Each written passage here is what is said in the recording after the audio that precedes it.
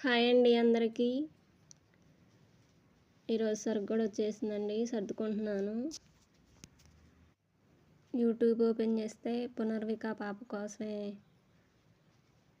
అందరూ చెప్తున్నారు. మనం కూడా మనకు తోసిన సహాయం చేద్దామండి. ఆ పాపకి జెనెటిక్ ప్రాబ్లం అంట, SMA టైప్ ఆఫ్ 1 వచ్చిందంటండి.